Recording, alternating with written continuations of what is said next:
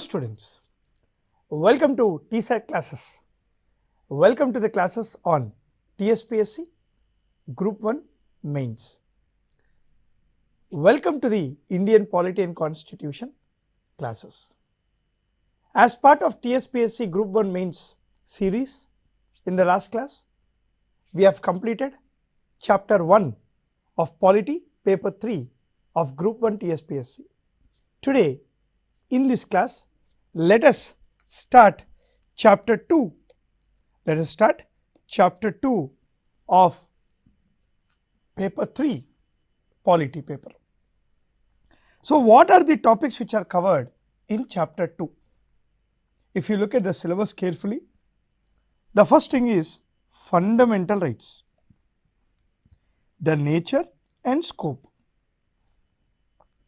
Very important is the expanding horizons of the fundamental right. You need to focus on the recent changes or developments within the fundamental rights. Like recently we have economically weaker section reservations, or Maratha judgment, or maybe Shabarimala case or triple talaq case. These are the things we need to focus on, the fundamental rights, expanding horizon. Like recently Supreme Court has said that prostitution is part of right to livelihood as part of Article 21 of the Constitution. So these are the things we need to focus on. Enforceability against the state and others, right? Welfare state, distributive justice, directive principles of state policy, rule of law and fundamental rights. So these are the things we will focus for this particular chapter, that is Chapter 2 of Paper 3. Now let us see the first question. If you look at question number 1, it says, briefly discuss the evolution of reservations since 1950 in India. Discuss the timeline along with legal provisions and judicial judgments. See, this is a very challenging question. You know why this is a challenging question? You need to discuss the timeline of the reservations in India along with the legal provisions in 12 minutes of time. Challenge number 1. The challenge number 2 is, you need to write this within 150 to 180 words. Very difficult. But let us make this easy. Now, whenever we have this type of questions, you need to start with something called the reservations. In the introduction, you need to discuss about the concept of reservations. Reservations is a affirmative action which is linked to positive discrimination principle discussed in Article 14 of the Indian Constitution. Article 14 of the Indian Constitution, which discuss about equal protection of laws, talks about the positive discrimination principle. This positive discrimination is nothing but the affirmative action on certain classes by the state. The main objective of the reservation is to increase the livelihood of socially and educationally backward classes. So this is the introduction. Now he is asking the timeline of the introduction.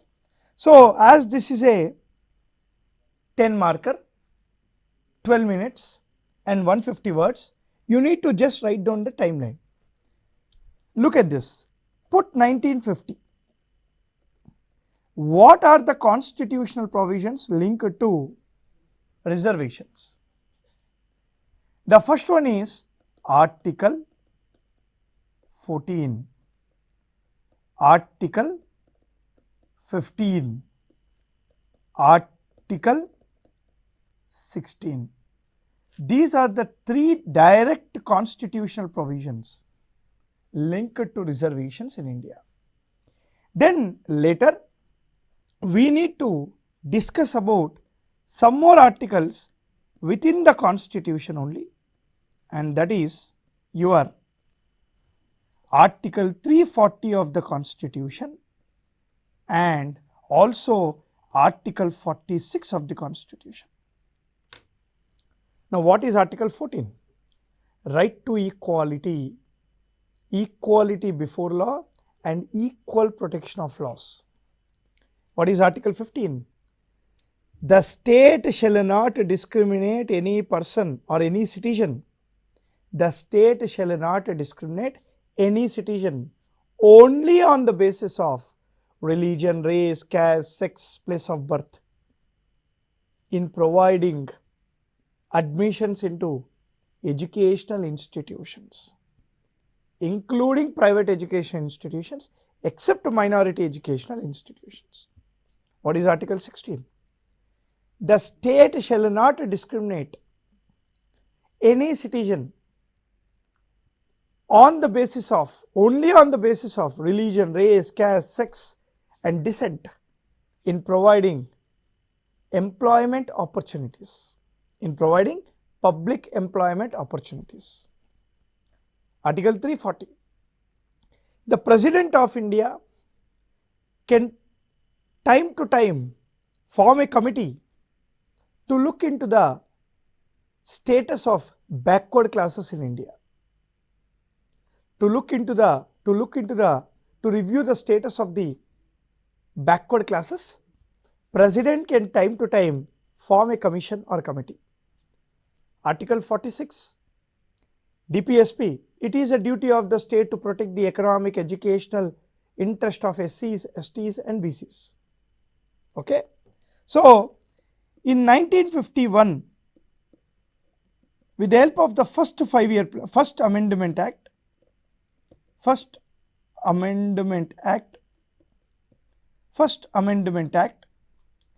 Article 15 Clause 4 was added, whereby giving reservations to SCs and STs. So, following Article 340 of the Constitution, in the year 1953,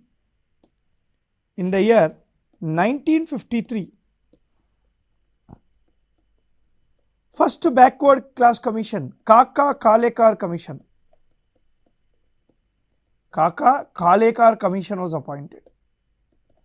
𝗂𝗃𝗃 commission was appointed to review the backward classes status in India. I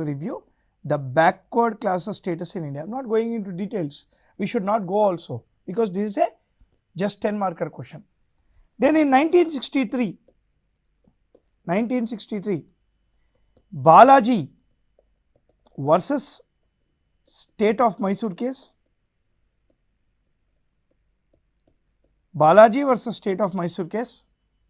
Supreme Court said reservations cannot go beyond 50%. 50% cap on the reservation was bought by Balaji versus State of Mysore case in the year 1963. In the year 1979, BP Mandal Commission, the second backward commission was formed. This is the first backward commission. This is the second backward commission was formed. In the year 1989, an office of memorandum was issued to provide OBC reservations in India as well as economically weaker section reservations. This was again bought by P.V. Narasimha Rao government in 1991, and this was challenged in a famous case called in 1992 Indira Savani case, where Supreme Court gave clarity over the reservations in India.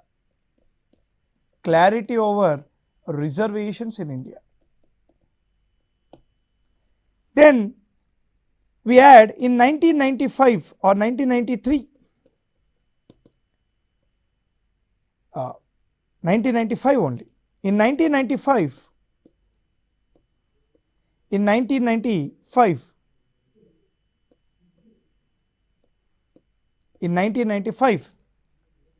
we had this reservations in promotions was encouraged. Promotions was encouraged. Reservations in promotions was encouraged. Then this was challenged in 2006. 2006 Nagaraju versus Union of India case. And before Nagaraju versus Union of India case, in 2005, 93rd Constitutional Amendment Act inserted Article 15 Clause 5 to bring OBC reservations in India, other backward class reservations in India. Then later on we have in 2018, right, we have Jarnail Singh case on reservations. In 2019, two things happened. Two things. One, 103rd Constitutional Amendment Act has brought economically weaker section reservations. And second thing is, in 2019, Maratha judgment on reservation took place. In 2022, Supreme Court upheld the economically weaker section reservations in the country, taking the reservations to 60%. Taking the reservations to 60%. See, if you go into the details of the answer, you cannot finish in time and it is very difficult to justify your answer. You have to write a timeline in this way so that you will finish the answer and also make sure that you will get maximum marks. So this is the timeline you need to focus for this particular question. What is that question? Explain the timeline along with the legal provisions and judicial judgment. See, we have included the legal provisions and also judicial judgments like Indira Savani, we have Balaji versus State of Mysore, we have Nagaraju versus Union of India, Jarnail Singh case, Supreme Court case in 2022, that is on economically weaker sections. This is what you need to focus on for this particular question. Let's continue to the next question. Yes. Highlighting the significance of the fundamental duties in India, examine the existence of legal provisions for their implementations as recommended by Verma Committee. Highlighting the significance of the fundamental duties. You have to highlight the significance of the fundamental duties and examine the existing legal provisions as recommended by Verma Committee. Very important question. Now in the introduction you need to discuss about the fundamental duties. Fundamental duties. Fundamental duties are discussed in Part 4 of the Constitution, Part 4A of the Constitution, discussed in Article 51 capital A. Discussed in Article 51 capital A. Fundamental duties are added in the Constitution by 42nd Constitutional Amendment Act 1976. They are added by 42nd Constitutional Amendment Act 1976.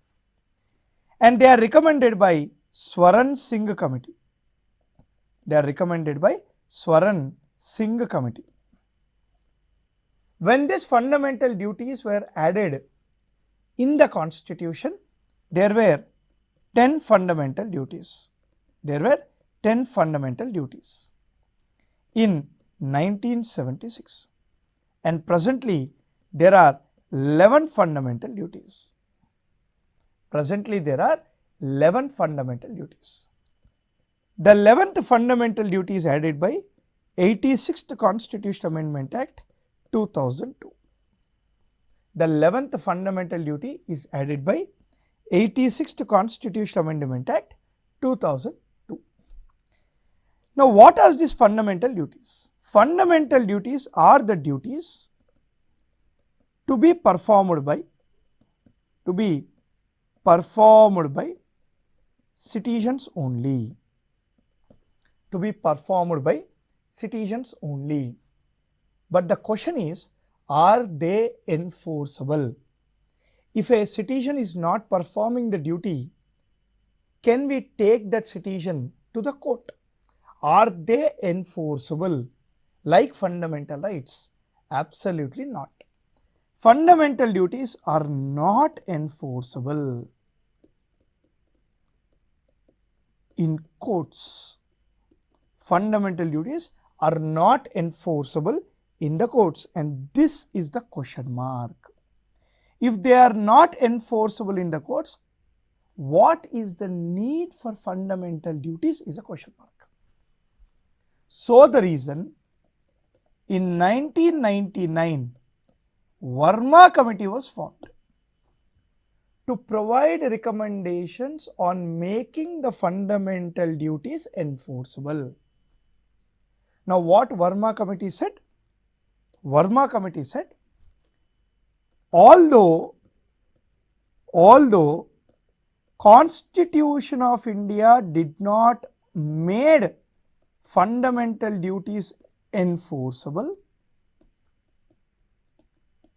there are already certain legal laws in India. There are already certain secondary laws in India which make the fundamental duties enforceable. Which make the fundamental duties enforceable. Now, what are these legal provisions is what the question is all about. Now, what are the legal provisions? Let us see what are the legal provisions which make the fundamental duties enforceable. See, one of the fundamental duty is to respect national anthem, national flag, and abide or follow the Constitution of India. And follow the Constitution of India. If any citizen is not respecting the national flag or national anthem or not following the Constitution of India, he will be charged under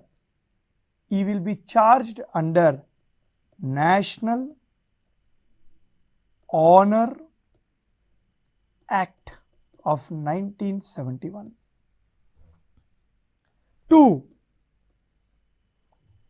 A citizen cannot go against the security of the country, the sovereignty of the country. If any person is going against the security of the country, he will be charged under IPC, Indian Penal Code, CRPC, Criminal Procedure Code, CPC, Civil Procedure Code, or his organization or himself can be banned under unlawful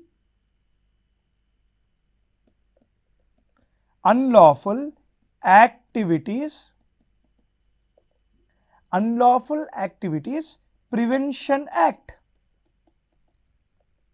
Unlawful Activities Prevention Act of 1967.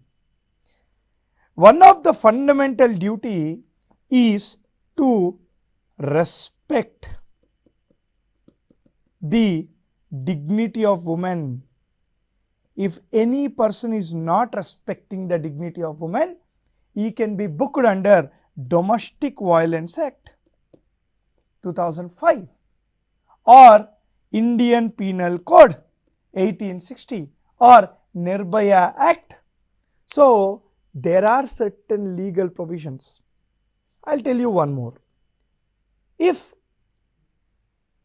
one of the fundamental duty is to respect and have compassion towards living creatures and protect the environment. If any citizen is not having compassion against the living creatures and not protecting the environment, he can be booked under Environment Protection Act of 1986. So there are certain secondary laws in India which indirectly make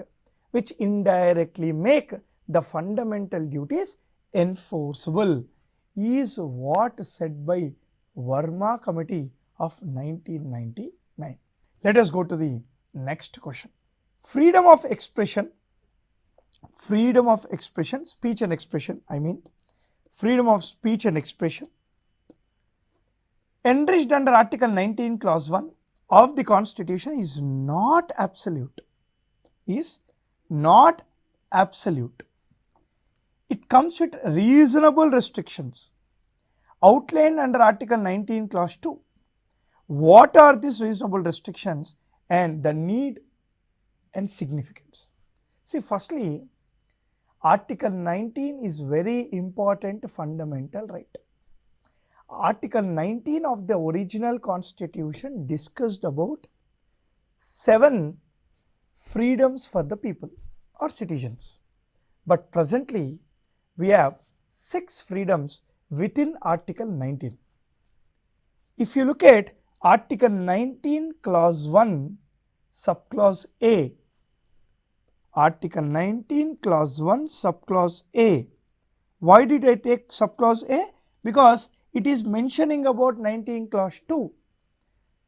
The reasonable restrictions for 19 Clause 1 Subclause A is mentioned in Article 19 Clause 2.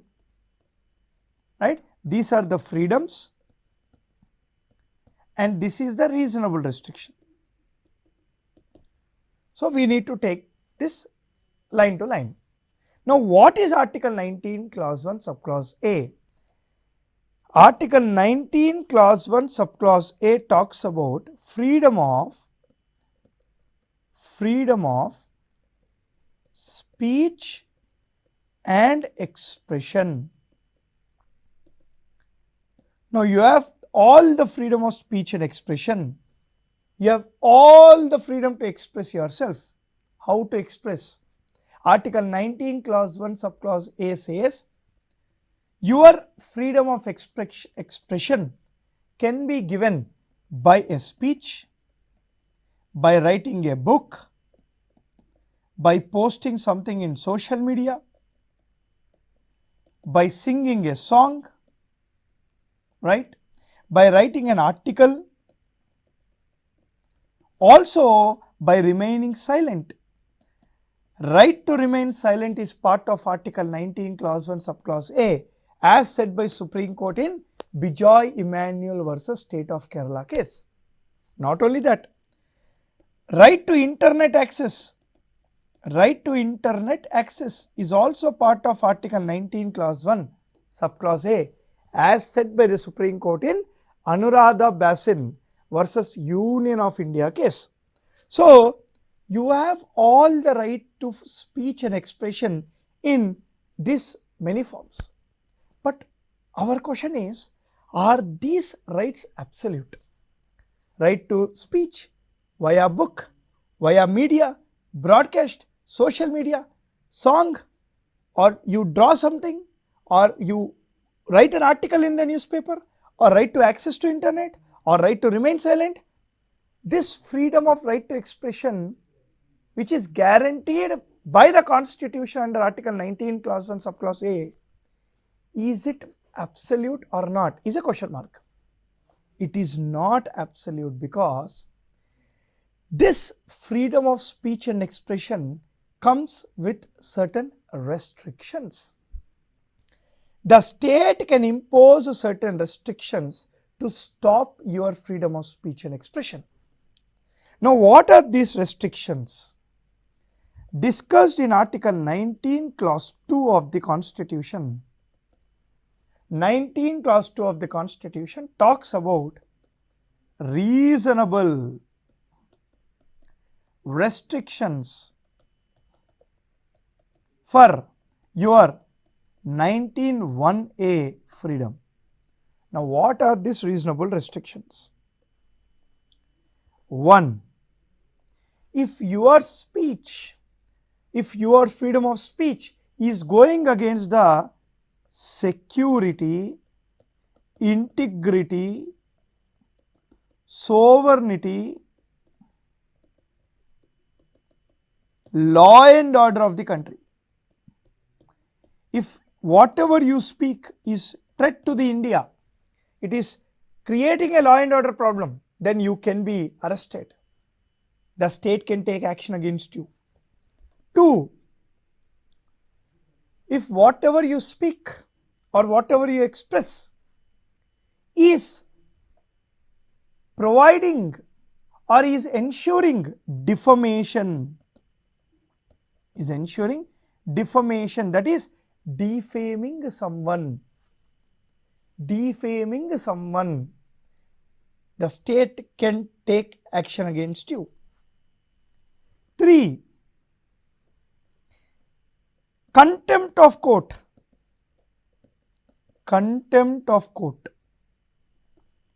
Now, if your speech, if your expression is going against the court's order, or you are going completely against the court, judiciary, then the state can take action. 4. Incitement to a crime.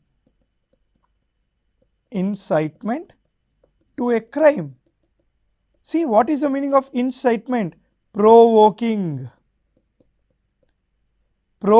someone to a crime. You are provoking something which is leading to a crime, then your speech and expression can be stopped. 5. Not only that, if your speech and expression is hurtful to, friendly relation between India and other countries, if it is going against the friendly relation between India and other countries, the state can take action against you. Meaning, the right guaranteed to you under Article 19, Clause 1, Subclause A is not absolute, because state can impose restrictions by following these things which are mentioned in 19 Clause 2. If you look at the first point, security, integrity, sovereignty and law and order, the state can take an action against you by imposing sedition charges.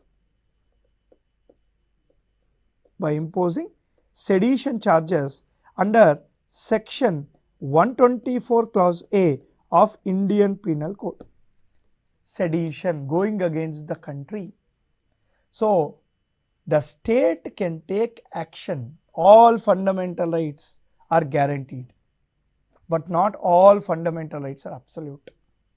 Many fundamental rights are not absolute because they can be restricted by the state, and this is called reasonable restriction. Sir, who gives this reasonable restriction? No one gives. It is mentioned within the Constitution only. So, this is the answer for this question. Look at the next question. Elaborate the nature of the directive principles of state policy. Discuss various amendments to Part 4 of the Constitution. Elaborate the nature of the DPSP. Directive principles of state policy is discussed in Part 4 of the Constitution from Article 36 to 51, inspired from Irish Constitution. DPSP is nothing but certain philosophical principles to be followed by the state. DPSP are not directly enforceable.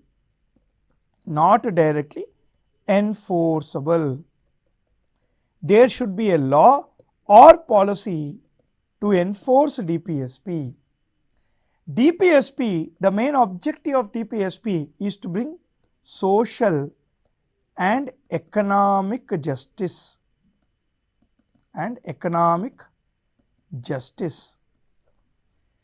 DPSP talks about three types of philosophies. One is called Gandhian philosophy, socialistic philosophy, and thirdly liberal philosophy. Now the question, this is your introduction part. What is the question? Discuss various amendments to the DPSP. Now there are three important amendments to DPSP.